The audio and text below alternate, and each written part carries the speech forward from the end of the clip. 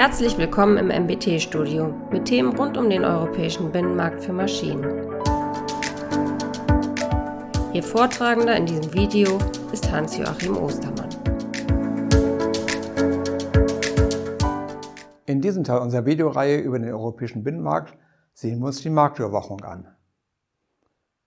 Angesprochen hatten wir die Marktüberwachung bereits im zweiten Video als die dritte Säule des europäischen Binnenmarktes.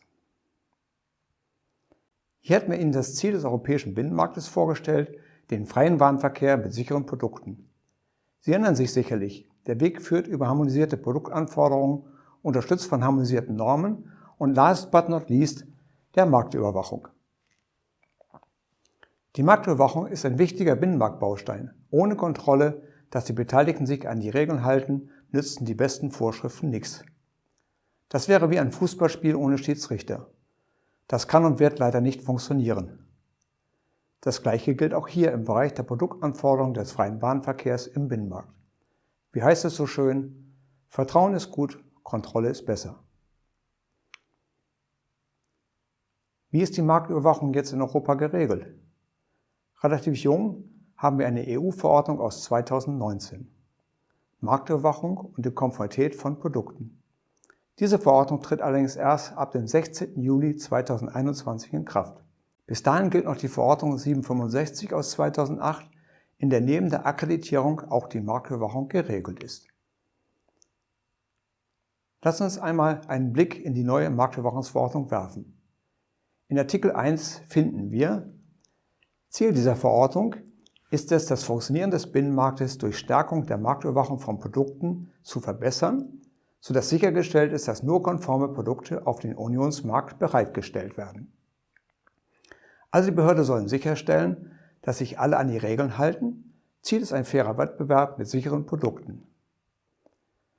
Artikel 2 führt dann weiter aus: Diese Verordnung gilt insoweit nur für Produkte, die den in Anhang 1 angeführten Harmonisierungsrechtsvorschriften der Union unterliegen. Und zwar nur insoweit, als es den Harmonisierungsrechtsvorschriften der Union keine speziellen Bestimmungen gibt. Die Marktüberwachungsverordnung regelt damit die Marktüberwachung nur für solche Produkte, die in ihrem Anhang 1 gelistet sind. Dazu gehört neben vielen anderen auch die Maschinenrichter. Weiterhin regelt die Verordnung die Marktüberwachung auch nur so weit, wie zum Beispiel die Maschinenrichter, die Niederspannungsrichtlinie oder die Druckgeräterichtlinie das Thema nicht schon als Lex Specialis selbst regeln. Damit gibt die EU-Verordnung ein umfassendes Paket von Maßnahmen vor, die aber gegebenenfalls hinter speziellen Produktregelungen zurücktreten. Sehen wir uns hierzu einmal die Maschinenrichter an. Artikel 4 der Maschinenrichter regelt die Aufgaben der Marktüberwachung für die dort geregelten Produkte. Die Mitgliedstaaten treffen alle erforderlichen Maßnahmen, um sicherzustellen, dass Maschinen nur in Verkehr gebracht und/oder in Betrieb genommen werden dürfen, wenn sie den für sie geltenden Bestimmungen dieser Richtlinie entsprechen. Und weiter heißt es hier: Und wenn sie bei bestimmungsgemäßer oder vernünftigerweise vorhersehbarer Verwendung die Sicherheit und Gesundheit von Personen nicht gefährden.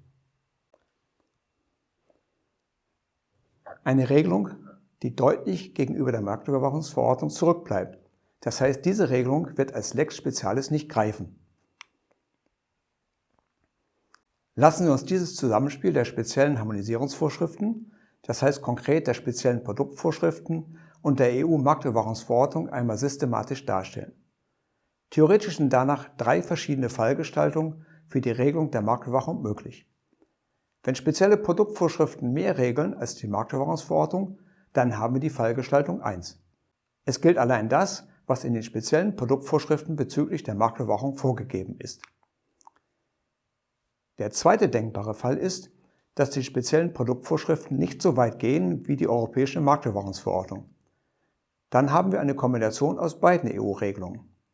Vorrangig sind die Bestimmungen der speziellen Produktvorschriften nur für die Bereiche, für die diese Spezialvorschriften keine Regelung treffen, kommt ergänzend die europäische Marktüberwachungsverordnung zur Anwendung. Und schließlich, wenn die speziellen Produktvorschriften überhaupt keine Bestimmung zur Marktüberwachung enthalten, gilt allein die EU-Marktüberwachungsverordnung.